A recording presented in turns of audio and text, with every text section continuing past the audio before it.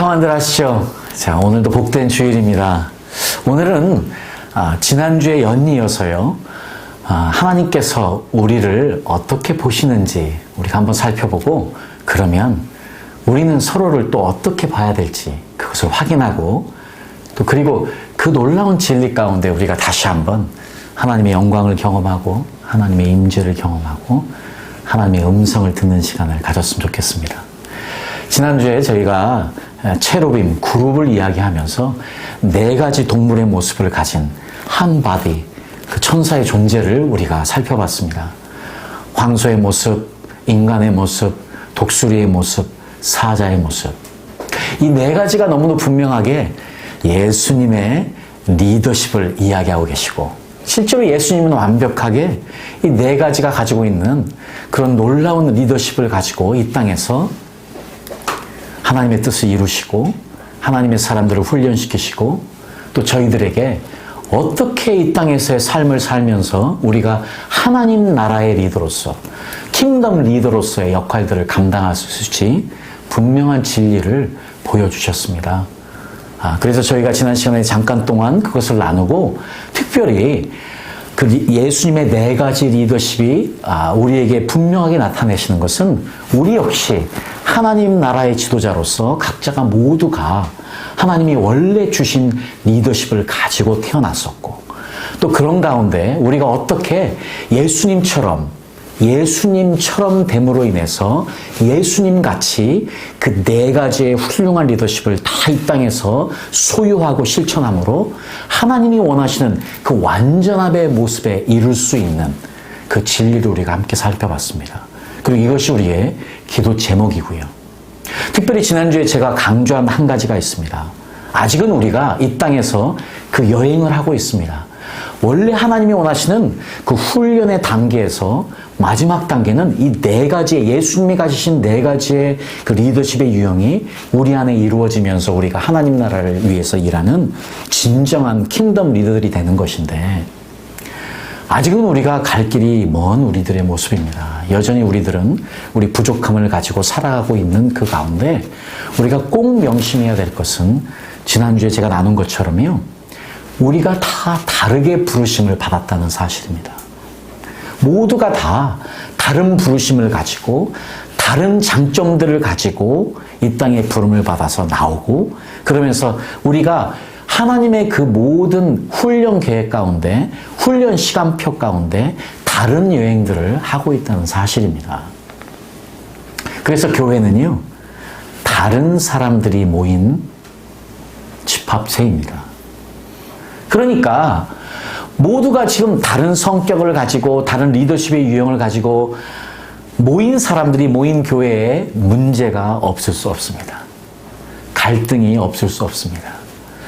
어떻게 보면 교회는 문제투성일 수밖에 없습니다. 갈등의 연속일 수밖에 없습니다. 그럼에도 불구하고 예수님이 우리를 향한 마음은, 예수님이 그분의 교회를 향한 마음은 이것입니다.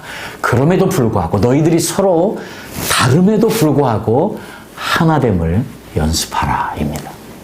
나는 너희들이 서로의 다름을 인정하면서 하나 되어지고 서로에게 배워감으로 인해서 너희가 하나님의 완전한 하나님 나라의 지도자가 되기 원한다 하는 것이 주님의 뜻임을 우리가 알아야만 되겠습니다. 자, 그래서 오늘은요, 그 2번째 시간으로 그 연장선상에서 우리가 2가지 말씀을 생각해 봐야 되겠습니다. 먼저는 시편 139편 말씀입니다. 자, 우리가 시편 139편 말씀을 보기 전에요, 제가 여러분들에게 질문을 먼저 한 가지 하겠습니다. 자, 여기 앞에 질문이 남아있는데, 하나님은 얼마나 많은 이름을 가지고 있을까요?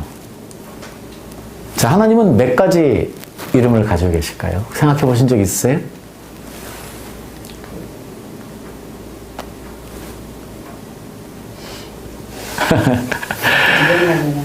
자, 상당히 많은 이름을 가지고 있습니다. 자, 물론 어떻게 보느냐에 따라서요, 숫자가 다 틀려질 수 있기 때문에 제가 말씀드리는 숫자가 꼭 정확하진 않지만 어쨌든 950여 가지의 이름을 가지고 있습니다. 또 어떤 자료는 27 이름이라기도 하고요. 자, 우리가 생각했던 것 훨씬 이상으로 하나님 우리 아버지 예수 그리스도 성령님을 통해서 하나님이 드러내신 이름들이 너무 많은 거예요. 그러니까 사실은 우리가 평생 주님 오시는 그날까지 이 땅에서 무슨 일을 하느냐? 하나님을 알아가는 일을 하는 겁니다. 이것이 우리의 삶의 목적입니다. 여러분, 이 땅에서요, 이 땅에서 우리의 가장 중요한 목적은 무엇이 되어야 되냐면 그분을 더 알아가는 삶. 그분을 더 알아가기 위해서 우리가 이 땅에서 해야 되는 일이 있습니다. 무엇인 줄 아십니까? 그분을 더 경험하는 삶. 자, 하나님의 이름이 950여 가지예요. 하나님은요, 우리가 어떠한 상황 가운데서 그분을 찾을지라도 그분은 우리에게 정답이 되십니다. 우리에게 치료가 필요할 때 그분은 치료자로 오십니다. 우리가 고통 가운데 있을 때 그분은 위로자로 오십니다. 우리가 슬픔 가운데 있을 때 그분은 우리의 기쁨으로 오십니다. 주님은요, 우리를 너무 잘 아시는데 우리 인간의 그 모든 필요를 만나시면서 우리에게 그분이 누구신지를 알게 하기 위해서 성경에 950여 가지의 수많은 이름으로 그분을 드러내셨습니다. 오늘도 저희들이 함께 모여서 예배하는 이유, 그분을 더 알기 위해서.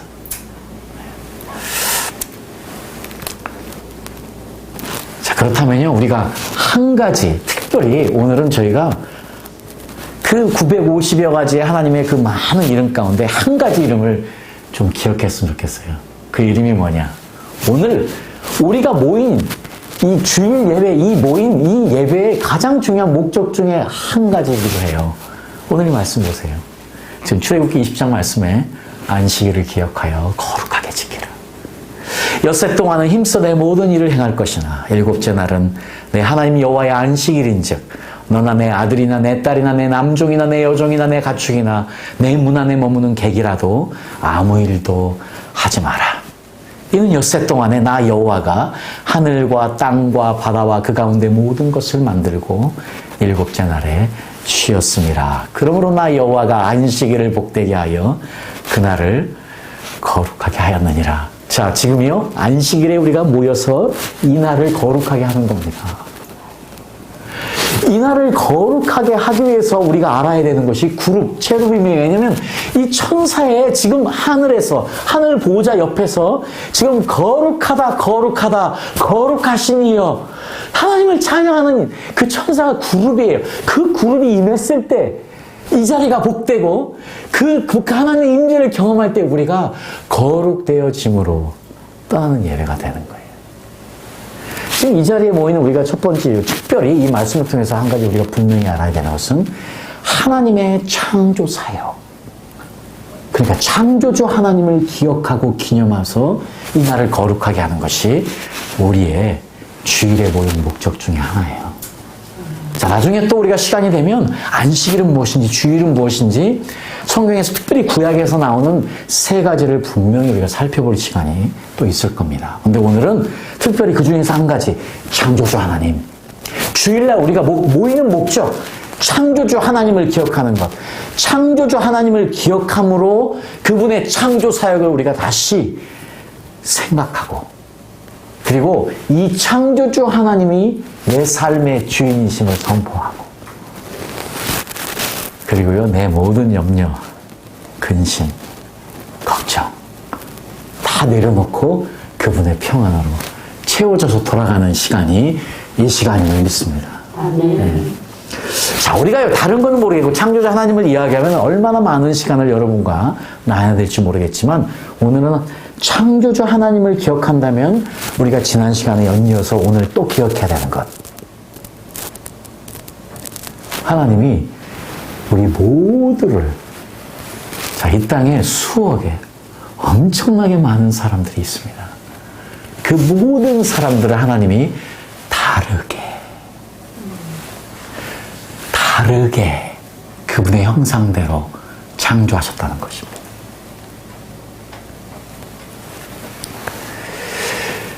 자, 그래요. 그렇기 때문에, 자, 오늘 이제 우리가 시편 139편 말씀을요, 읽어보려고 하는데, 자, 여 이야기만 한 번 더 하겠습니다. 시편 139편에 가기 전에, 자, 하나님이 우리를 다르게 창조하셨다 하는 이것을 우리가 더 깊이 이해하기 위해서요, 제가 지금 그 이재만 선교사님이라는 분이 해놓으신 그 창조 사역 로그에서 이걸 캡처해 왔어요. 너무 놀라운 사실은요, 지금 처음에 이제 아담과 하와를 하나님이 만드셨을 때 그 유전자 배열, 염기 서열을 가지고 우리가 이렇게 만들어낼 수 있는 이 공식적인 게 나오는데, 자, 이렇게 보면은요, 정확하게 어떤 사람들이 나오는 줄 아세요? 하나님의 원래 이 땅에서 아담과 하와를 만드셨을 때요, 지금 아담과 하와의 자손들은요, 백인, 황인종, 흑인 다 함께 있었어요. 이게 정확하게 우리의 DNA를 추적해보면 나오는 과학적인 근거예요. 근데 지금 여러분들 그러면 아마 이렇게 질문하실지도 몰라. 그러면 왜 우리가 지금은 흑인으로, 백인으로, 황인종으로 완전히 구분되어 있느냐? 자, 여기에 대한 답은 너무 분명해요. 자, 우리가 잘 아시다시피 우리 지금 인간들이 하나님께 불순종함으로 바벨탑을 세워서 하나님이 흩으셨잖아요. 하나님이 흩으셨을 때에 그때에 무슨 일이 일어나냐면 모두가 흩어져서 고립되는 일이 일어났어요. 오랫동안 고립되어지면서 오늘날 우리가 아는 것처럼 백인은 백인으로 남게 되고 흑인은 흑인으로 남게 되고 황인종은 황인종으로 남게 되는 그런 일들이 일어나게 된 거예요. 지금 우리가 알아야 되는 이 간단한 과학적인 사실을 알아야 되는 사실은 하나님이 원래 우리를 만드셨을 때에 아담과 하와의 자손들은 흑인과 백인, 황인종이 다 함께 있는 놀라운 DNA를 가지고 있었었는데, 이것이 흩어짐으로 인해서 대륙으로 흩어지고 고립되는 사건이 오래 진행되면서 지금처럼 우리가 각기 다른 피부색을 가진 사람이 된 거예요. 그러니까 하나님의 인간을 향한 처음부터의 마음은 뭐예요? 우리가 다름에도 불구하고 다름을 인정하고 하나는. 자, 이것은 이제 우리가 이제 앞으로 특별히 우리 한국 분들은 이런 마음을 갖기가 참 쉽지 않죠. 왜냐하면 우리는 5,000년 동안 단일 민족, 소위 말하는 피를 섞지 않고 거의 같은 색깔을 유지하며 살아왔기 때문에 이런 마음을 갖기가 쉽지 않지만, 우리가 하나님의 자녀로 부름을 받으면요, 그때부터 시작되는 것은 우리가 하나님 나라의 지도자들이에요. 근데 하나님 나라의 지도자들이 가져야 되는 첫 번째 마음은, 첫 번째 축복은 뭐냐면, 하나님께서 아브라함을 축복하신 것처럼 하나님이 아브라함을 축복하실 때 내가 이제 너를 뭐로요? 열방을 축복하는 도구가 되게 하겠다. 그러니까 우리가 이제 아브라함의 영적인 자손이 되면 우리 모두는 다 어떠한 존재가 되냐면 열방을 축복하는 존재가 됩니다. 그러니까 우리는 걸어다니는 열방 축복자들이에요. 자, 우리가 어떻게 열방을 축복할 수 있습니까? 이 한국 땅에서. 우리가 한국 땅에 있지만요, 이 하나님의 크신 뜻을 알고 하나님의 크신 경륜을 이해하고 세계를 품는 것은 이 사람들 품는 거예요. 아프리카 사람도 품고, 백인도 품고, 황인종도 품고. 그래서 이 세계를 품게 되면 내가 그 자리에서요, 하늘나라를 품은 사람이 되고 하나님이 원하시는 진정한 킹덤 리더들이 그때 되기 시작하는 거예요. 그러니까 우리의 가치관은요, 한국적일 수만 없어요. 우리 가치관은 어쩔 수 없이 성경적으로 세계적이어야만 합니다. 자, 그래서 이제 우리 한국 그리스도인들로서 우리가 깨부셔야 하는 아주 중요한 독선과 오만과 교만과 죄성이 한 가지 있습니다. 왜냐? 우리가 오랫동안 단민족으로 살아왔기 때문에 우리가 배타적이고요. 우리가 굉장히 인종차별적입니다. 물론 그렇지 않다고 이야기하지만 우리 한국 사람이니까 제가 자아 비판을 합니다. 우리 안에 우리도 모르는 그것이 강하게 있습니다. 자, 우리가 이제 제가 이 말씀을 드린 이유, 자, 우리에게 있어서요, 황인 정도, 백인 정도, 네. 자, 우리 아프리카 흑인들도, 네, 우리 모두의 형제, 자매임을 우리가 알아야 되겠습니다. 우리가 하나님께서 이 모두를 창조하셨다는 이 놀라운 창조 원리를 이해하게 되면, 그 다음에 우리가 무엇을 이해하느냐?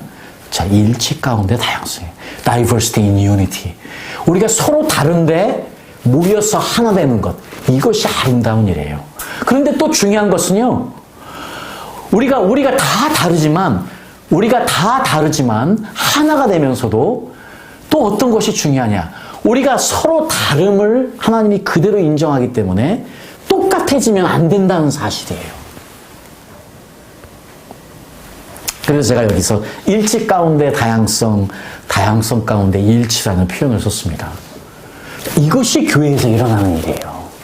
다른 사람들이 모여서 하나 되어 한 마음으로 예배드릴 때에 임하는 하나님의 임재. 우리가 서로 다르지만 우리가 하나 되어 예배드릴 때에 우리가 드러내는 하나님의 영광, 이것을 우리가 꿈꾸고 이것을 바라보며 예배를 위해 기도하고 예배 때 우리가 그것을 경험하는 것이에요. 우리가 일치되었다는 것은요, 우리가 똑같이 됐다는 것이 아니에요. 마음이 하나 되어서 그것은 서로 인정할 때 일어나는 일이에요. 그러면서도 여전히 우리 각자는 하나님이 우리에게 주어진 꼴대로, 하나님이 우리에게 주어진 달란트대로 쓰임받는다는 사실입니다. 그래서 다시 한번 강조합니다. 교회의 모든 사람들이 귀합니다. 교회의 모든 사람들은 무엇인가 하나님의 나라를 위해서 다 일해야만 합니다. 그것이 하나님의 뜻입니다. 그때에 임하는 하나님의 영광을 우리가 진정으로 경험할 수 있습니다.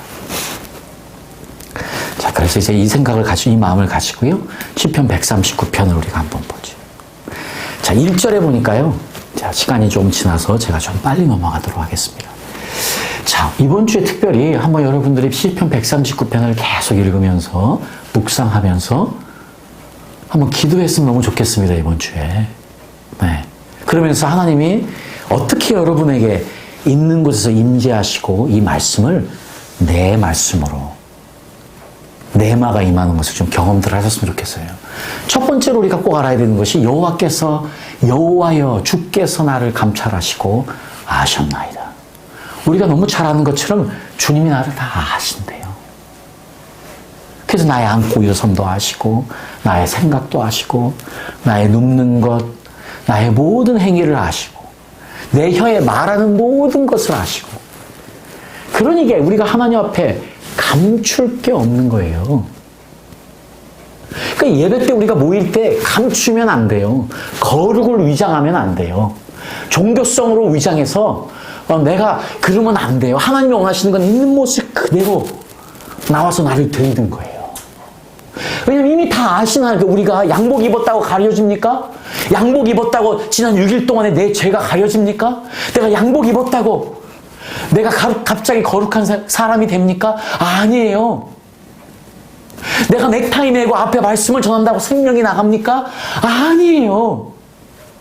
하나님은 우리의 깊은 곳을 보시는 분이시기 때문에 우리가 하나님 앞에 나올 때, 예배 때에, 내가 기도할 때에, 또 따로 하나님과 큐티의 시간을 가질 때 첫 번째로 명심해야 될 것은 하나님이 나를 다 아신다. 있는 모습 그대로 나를 드리는 이것이 우리에게 너무나 필요한 게 아닌가 생각합니다. 자, 이 말씀을 우리가 생각하면서요, 우리가 13절, 14절 말씀에 보면 주께서 내 장부를 지으시고, 자, 나를 아시는 주님이 지금 우리에게 뭐라고 말씀하시느냐? 내 장부를, 내 오장육부를 만들었대요. 나를 아시는 주님께서요, 내가 너를 왜 아는 줄 아니? 내가 네 오장육부를 만들 때 거기 있어서 네가 엄마 뱃속에 있을 때 네 핏덩이 같이 네가 세포 하나 그 조그만 조직이 만들어질 때도 내가 거기 있어서 너를 만들었어.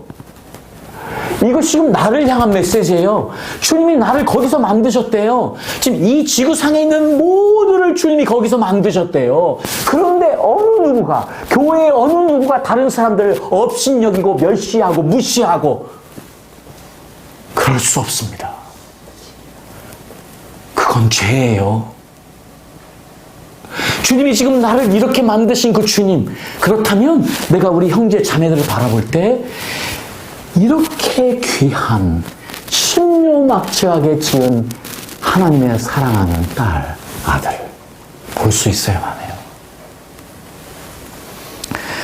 주님이 우리가 모태에 있을 때 거기에 계셨대요.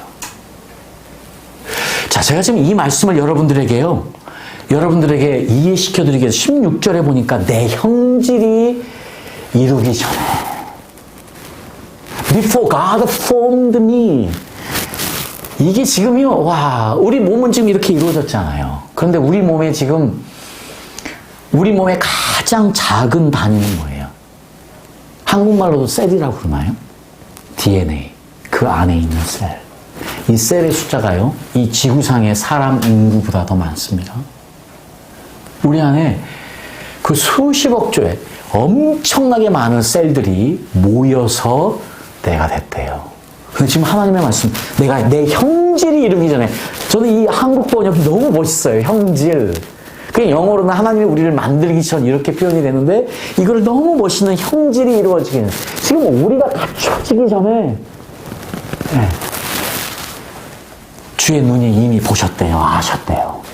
이 말이 여러분들에게 느낌으로 더 오기 위해서 제가 여러분들에게 한 분을 좀 소개해 드리겠습니다. 여러분 지금 말씀해 보면 지금 클레어 실비아라는 여자분이에요. 예수님을 믿는지 어떤지는 모르겠습니다. 근데 이분이 이제 어떤 책을 썼냐면 A Change of Heart. 네, 마음의 바뀜. 근데 그게 여기서는 마음의 바뀜이 아니고요. 심장 바꿈이에요. 자, 이 자매가 춤을 추는 댄서예요. 그러니까 보시다시피 이제 굉장히 날씬하잖아요. 근데 어쨌든 이제 심장이 좋지 않아서 심장 이식을 받아야만 했는데 마침 그때 심장 이식을 받을 수 있는 기회가 있어가지고 심장 이식 수술을 받았습니다. 자, 그리고 나서 자기 몸에 일어난 변화들을 적은 책이 이거예요. 지금 여기 이제 어떤 내용이 있냐면요. 자, 이 여자분이 이제 원래 이제 댄서고 춤을 추는 사람이니까 몸매를 잘 유지해야 되니까 아무래도 채소 위주로 다이어트를 잘 했겠죠. 그런데 이 심장 이식을 받고 나서 어떤 변화가 몸에 일어나기 시작했냐면 갑자기요, 맥도날드를 가서 치킨 너겟과 그 칩스, 감자튀김이 너무 먹고 싶은 거예요. 거기에 대한 막 어지가 막 몸에서 생겨나는 거예요. 저녁을 먹지도 않던 여자분인데, 그리고 길거리에 가다가 갑자기 오토바이가 지나가면 그 오토바이가 너무 타고 싶은 거예요. 왜냐면 오토바이를 몰지도 않았던 사람이니까. 네. 이 자기 몸에 일어나는 이 변화들이 너무 이상한 거예요. 왜냐면 이게 지금 심장 이식을 받고 나서의 일이기 때문이에요. 그래서 이제 병원에 찾아갔습니다. 그리고 물어봤습니다. 도대체 나에게 심장을 준 사람이 누구입니까? 근데 병원에서 이야기를 해줬어요. 이 자매가 받은 심장 이식은 바로 18살 먹은 오토바이 사고로 죽은 남자아이의 심장이었어요. 자, 이 아이가 평소에 가장 좋아했던 음식이 맥도날드의 치킨 너겟이었대요. 자, 지금 여러분들 제가 지금 이 이야기를 통해서 지금 이거 말고도요, 아주 재밌는 이야기들이 많아요. 제가요, 이 설교를 영국에서 처음에 이제 설교 목사로 있던 브라클라 바프티스트 처치에서 한번 하고, 또 제가 개척했던 교회에서 했어요. 그랬더니 영국 성도들 몇 분이 저한테 와가지고 자기들도 들었던 이야기를 나누는데 어떤 이야기를 하냐면, 이 영국 같은 경우는 지금 이제 이 이식 수술이 굉장히 많습니다. 그래서요, 제가 살았던 웨일즈 같은 경우는 사람이 죽으면은요, 본인의 동의 없이도 무조건 그 장기를 떼갈 수가 있어요. 만약에 내가 죽으면서 내 장기 떼어가지 마세요 하기 원하면 그거를 미리 작성해서 제출을 해야 돼요. 그러지 않으면 모든 죽은 사람의 장기는 나라의 것이에요. 그래서 이제 조금이라도 많은 사람들이 이식수술을 받아 살 수 있도록 그런 법을 여러 해 전에 만들었어요. 자, 그런데 이제 그래서 이제 적어도 웨일즈에 사는 사람에게는 굉장히 중요한 메시지가 될 수 있었어요. 그래서 하시는 이 말씀을 전했던 건데, 그때 제가 이 말씀을 전했더니, 제가 지금 두 군데에서 다른 사람들에게 말씀을 전했는데요. 이 사람들이 상당히 멀리 떨어진 곳이에요. 한 30분 떨어진 곳이에요. 그런데 똑같이 제가 어떤 이야기를 들었냐면, 내 친구도 이 이식수술을 받고, 디프레션, 우울증에 걸려서 힘들어하는 사람들이 있다는 이야기를 들었어요. 다른 사람들인데. 자, 둘 다, 왜냐면 영국에도 이제 자살 사건이 많아서 그런 것 같아요. 모두 다 우울증으로 죽은 사람들의 장기를 받은 사람들이 그게 끝나고 이식수술 후에 다 우울증으로 힘들어하는 그런 이야기들이, 이게 과학적으로 증명이 안 됐지만 현상적으로는 굉장히 분명한 이야기들이에요. 그런데 저는 기독교인이기 때문에 또 성경을 알기 때문에 이 말을 믿어요. 왜냐하면 성경에서 분명히 이야기합니다. 뭐요? 생명이 어디에 있다고요? 피에 있습니다. 예수님이 왜 십자가에서 우리가 알고 있는 피를 흘리셔야만 했습니까? 왜냐? 피가 생명이기 때문이에요. 그리고 또 한 가지 이유, 이제 제가 여러분들에게 이야기하고 싶은 건, 이 피 안에 우리의 모든 셀이 있습니다. 근데 거기에 뭐가 있는지 아세요? 내가 들어가 있습니다. 지금요, 아까 이 자매가 심장 이식을 받았을 때, 아까 제가 말씀드린 사람들이 심장 이식을 받았을 때, 장기 이식 받았을 때, 왜 상대방의 그것이 나한테 오느냐? 당연해요. 왜 그런지 아십니까? 피가 함께 들어오기 때문입니다. 그 사람의 피가 함께 들어와서 있어야 이게 가능하기 때문이에요. 이게 지금 너무 당연한 이야기예요. 그러니까 피는 그냥 피가 아니에요. 뭐예요? 우리가 피를요, 두 종류로 받아요. 피에 있는 나, 이렇게 이야기할게요. 피에 있는 나는요, 두 가지의 영향을 받아요. 첫 번째, 내 부모로부터 받아요. 이거는 바꿀 수 없어요. 내 부모가 주는 DNA가 들어가 있어요. 그리고요, 또 아까 그 말씀해 보면요, 우리의 삶에서 들어오는 내가 있어요. 그러니까 평소에 좋아했던 것이 그대로 그 피의 DNA에 입력이 돼 있어서 그것을 이식받은 사람들이 우울증에도 걸리고 치킨 너겟도 먹고 싶고 오토바이도 타고 싶고 이런 일들이 생기는 거예요. 여러분, 지금 내 삶은요, 그러니까 어떻게 이야기할 수 있습니까? 지금 내 삶은 내 피에 다 녹음된다. 내 피는 나를 안다. 자, 그러면 아까 우리 지금 아까 우리 지금 시편 139편 말씀, 내 형제를 만드시기 전에 나를 이미 보신 그분. 지금 우리 하나님 아버지가 나를 장부에서 만드실 때 지금 뭘 보신 거예요? 뭘 만드신 거예요? 나를 만드신 거예요. 그 DNA도 넣으시고.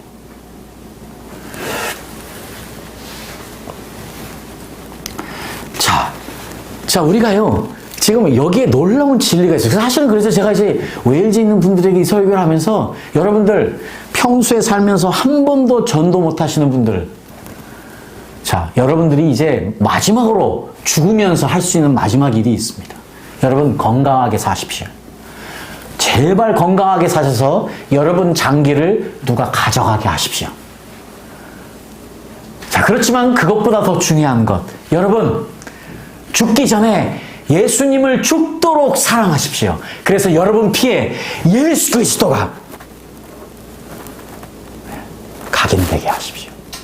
그래서 누군가 여러분의 장기를 받았을 때 어떤 일이 일어납니까?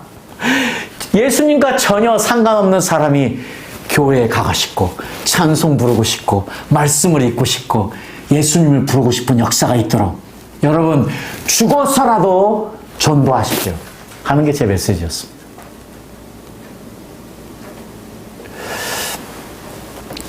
지금 저희들에게 있어서 예수 그리스도의 피, 우리가요, 예수님의 피를 의지합니다.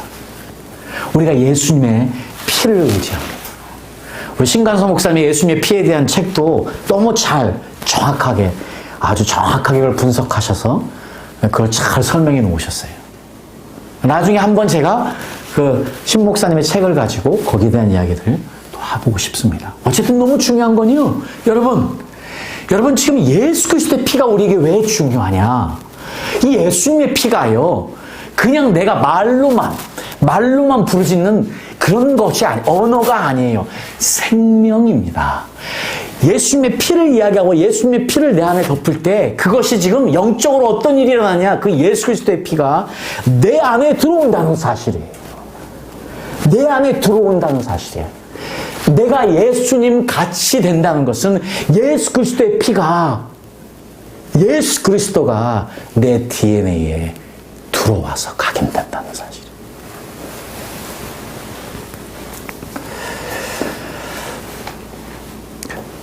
자, 이제 우리가 이 말씀을요, 우리가 기억을 하면서 예수님에게로 가봐야 되겠습니다. 오늘 이제 이 말씀을 드리려고 이렇게 앞에 여러 가지 서두를 길게 말씀을 드렸는데, 자, 먼저 제가 여러분들에게요, 마리아, 마르다를 소개하고 싶습니다. 그래서 예수님 소개하고 싶습니다. 예수님의 어떤 모습, 우리 인간을 정확하게 보시고, 우리 인간이 누구인지를 정확하게 아시고, 그렇게 섬김의 모습으로 그 필요를 채워주신 예수님을 보면, 오늘날 우리가 어떤 삶을 살아야 할지, 오늘날 우리가 어떤 자세로 내 형제자매들을 대해야 될지 답이 나오기 때문이에요. 자, 우리 누가복음 지금 10장 말씀에 보니까 우리가 잘 알고 있는 마리아 마르다의 이야기가 나옵니다. 우리가 이 스토리 너무 잘 알기 때문에 읽지는 않겠습니다. 잘 아시다시피 마리아는요, 예수님이 자신들의 집에 왔을 때 마리아는 예수님 옆에 앉아서 그 말씀 듣기를 사모했어요. 그런데 마르다는 틀렸습니다. 왜냐하면 지금요, 마르다는 그 집의 주인의 역할을 하고 있어요. 왜냐하면 우리나라도 마찬가지지만 만약 우리 집에 손님들이 오게 되면 그 손님들을 치르고 손님들을 접대해야 되는 것이 너무 중요하잖아요. 어떻게 보면 마르다는 너무나 당연한 일을 하고 있었어요. 그렇지만 마르다는요, 그 일이 너무 중요했어요. 왜냐하면 지금 수많은 사람들이 예수님으로 인해서 그 집에 와서 예수님의 말씀을 듣고 있는데 그냥 보낼 수는 없지요. 왜냐하면 환대, hospitality가 유대 땅에서도 너무 중요했기 때문이에요. 우리나라도 그렇지만 절대 손님을 그냥 보내지 않는 법, 이것이 원래 유대 사람들의 법이에요. 그러니까 지금 마르다도 열심히 뭘 준비해서 지금 먹여보내려고 막 바쁘게 지금 바쁘게 일하고 있습니다. 그런데 지금 마리아가 아무 일도 하지 않고 예수님 옆에 탈짝 붙어가지고 지금 매미처럼 붙어서 예수님의 말씀을 듣고 있기 때문에 지금 마르다가 좀 화가 났어요. 그래서 40절에 마르다가 준비하는 일이 너무 많아 마음이 분주한지라, 그래서 지금 41절에 주께 대답하여 가라사대, 마르다야, 지금 예수님께 나와서 내 동생이 지금 저러고 있는데 내 일을 돕게 해주시오 할 때에 예수님께서 마르다야, 내가 많은 일로 염려하고 근심하나. 자, 우리가 지금 여기에서 보면은요, 두 종류의 사람을 알 수 있는데요, 지금 마리아는 뭐를 중요시하는 사람 같습니까? 일을 중요하게 생각하지 않았습니다. 어떤 걸 더 중요하게 생각했죠? 우리가 흔히 말씀을 듣는 것을 중요하게 생각했다, 이렇게 이야기할 수 있지만요, 또 어떻게 볼 수 있냐면 관계를 더 중요하게 생각한 사람이에요. 일보다. 그러니까 예수님 옆에 붙어서 예수님을 떠나고 싶지 않은 거예요. 우리가 요한복음의 말씀에 보면 또 분명히 또 성경이 이야기합니다. 예수님께 나와서 옥합을 깨트려 예수님의 발을 머리로, 예수님의 발을 닦은 그 마리아가 이 마리아라는 사실도 이야기하고 있어요. 얼마나 예수님을 사랑하고, 그 마리아가 예수님 향한 그 구구절절한 사랑을요, 우리가 조금은 느껴볼 수 있을 것 같아요. 대신에 아까 말씀드린 것처럼 마르다는 아주 바쁜 사람이었어요. 일 중심적인 사람이었어요. 보이는 일을 열심히 해내야 되는 사람이었어요. 자, 이것을 알 수 있어요. 자, 이 이야기를 생각해 보면서 요한복음 11장에 넘어가 보면 어떤 이야기가 나오느냐? 지금 여기에서 나사로가 아파요. 나사로가 너무 아파요. 지금 나사로가 너무 아파서 지금 그 마리아와 마르다가 누구 사람을 보내서 예수님 빨리 오십시오. 지금 나사로가 너무 아파서 죽게 됐습니다. 하고 사람을 보냈습니다. 예수님이 그 이야기를 듣고 그냥 머물러 있어요. 즉각적으로 떠나지 않고 머물러 있어요. 그리고 나서 나중에 나사로가 죽었다는 이야기를 또 듣습니다. 자, 보세요. 지금 이미 나사로가 죽었다는 이야기를 듣고 15절에 보니까요. 여기에 뭐라고 이야기하시느냐. 우리 다 같이 한번 읽어볼까요? 15절. 자, 시작. 내가 거기 있지 아니한 것을 너희를 위하여 기뻐하노니 이는 너희로 믿게 하려 함이라. 자, 지금 예수님께서요, 나사로를 죽게 놔두신 것은 의도하신 거예요. 예수님이 그 전에 가셔서 하실 수도 있는데, 그러지 않고요, 그냥 놔두셨어요, 죽게. 왜냐? 지금 제자들에게 한 수 가르치기 위해서. 지금요, 여러분들, 이것이요, 이 말씀이 단순히 제자들만을 위한 것이 아니에요. 아까 제가 말씀드린 것처럼요, 우리 모두를 위해서 매일매일, 우리는요, 매일매일 우리의 삶 가운데 우리와 함께 하시는 살아계신 하나님을 경험해야만 합니다. 그래서 주일날 모이면은요, 우리는 그 살아계신 하나님을 수도 없이 간증해야 돼요. 이것이 하나님의 뜻이에요. 이것이 우리를 향한 하나님의 뜻이고요. 우리와 함께 이 땅에서 여행하시는 우리의 믿음의 삶이에요. 그러니까 우리가 하나님을 이렇게 저렇게 경험하면서 하나님을 경험하는 것이 얼마나 중요한지. 이미 하나님이요, 우리 한 사람 한 사람을 위해서 시간표를 짜놓으시고 그렇게 움직이고 계세요. 네. 너무나 놀라운 말씀이에요. 그리고 나서 예수님이 오십니다. 그럼 이제 마르다가 예수님이 오시는 걸 봤어요. 그러니까 21절에요. 자, 마르다가 지금 예수님이 오신 것을 보고 이야기합니다. 주께서 여기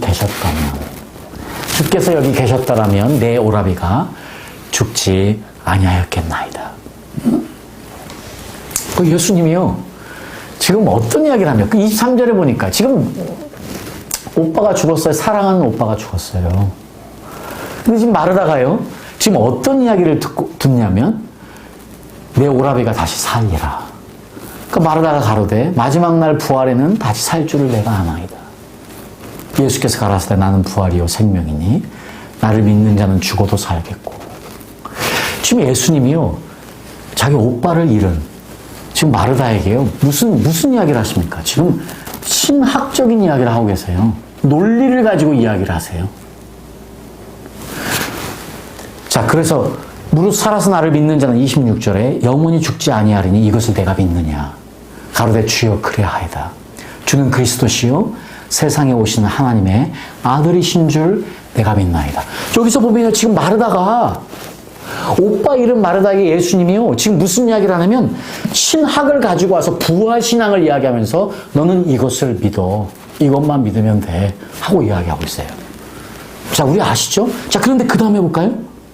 그 다음에 이제 마리아를 만납니다, 예수님이.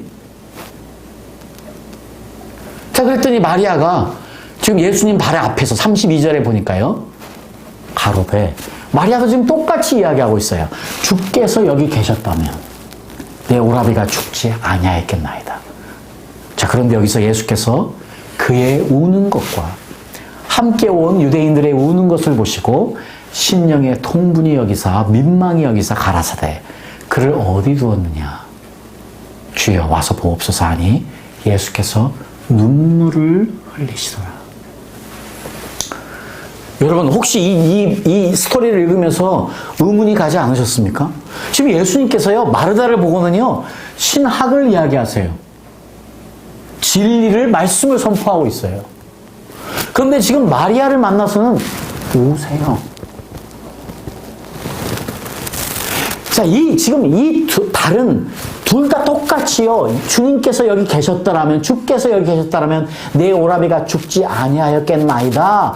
하고 물어보는데, 예수님의 반응이 틀려요. 그쵸?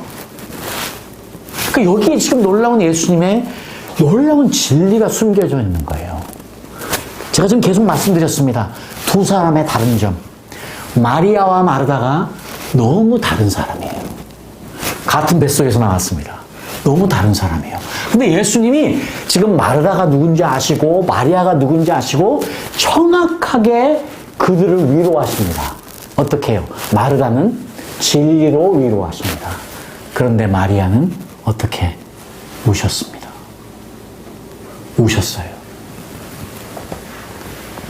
자, 어떤 사람이요? 우리가 쉽게 이야기한 마르다는요, 굉장히 일중심의 사람이고 논리적인 사람이고, 자, 그렇기 때문에 마르다는 정적이지 않아요.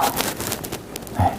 그러니까 예수님이 마르다가 누군지 아셨기 때문에 마르다를 위로하는 방법은요, 성경의 진리를 말씀으로 해서, 말씀을 전해서 그 말씀에 확신만 있다면 충분히 마르다는 그것으로 오빠의 죽음에 위로를 받을 수 있었어요. 근데 만약에 예수님께서 똑같이 마리아를 만났을 때 하셨다면 마리아에게는 이게 통하지 않아요. 왜냐면 아시죠? 앞에 이 우리가 봤습니다. 마리아는 정적인 사람이에요. 마리아는 관계중심적인 사람이에요. 마리아는 사랑을 중요하게 여겨요. 지금 오빠의 죽음으로 지금 마리아는요, 모든 걸 잊고 지금 통곡하면서 가는 오빠 때문에 너무 마음 아파하고 있어요. 그 마리아에게 예수님은 신학 이야기 하지 않아요. 지금 마리아를 위해서 예수님이 어떻게 위로하시느냐? 오십니다. 그 주위의 사람들 함께 울었던 것처럼 오십니다. 자, 지금 예수님이 지금 마리아와 마르다, 하나님의 지금 예수님이 놀랍게 사랑했던 나사로까지요. 지금 이 두 종류의 너무나 다른 사람을 우리가 보면서 예수님이 전혀 다르게 반응하는 놀라운 예수님의 성김의 리더십을 우리가 볼 수 있어요. 자, 우리가 시편 139편의 말씀을 통해서 하나님이 우리를 지으시고 우리를 너무 잘 아신다. 이것을 제가 여러분들에게 더 구체적으로 말씀드리기 위해서 제가 아까 클레어 실비아라는 그분의 이 이야기를 하면서 예수 그리스도의 피, 우리 피 안에서 어떤 일이 일어나는지를 우리가 한번 생각해 봤습니다. 자, 이제 우리가 이 귀한 말씀을 통해서 알아야 되는 두 가지 진리가 있습니다. 첫 번째, 주님이 나를 아신다는 사실입니다. 네. 이것은 놀라운 일이에요. 그 주님 앞에 아뢰기만 하면 됩니다. 다 아신답니다. 네. 그리고 또 우리가 이 진리 앞에 서게 되면 우리가 또 알아야 되는 사실. 내 주위의 형제 자매, 내 남편도, 내 아내도, 내 교회의 내 형제 자매들도 주님이 다 아신다.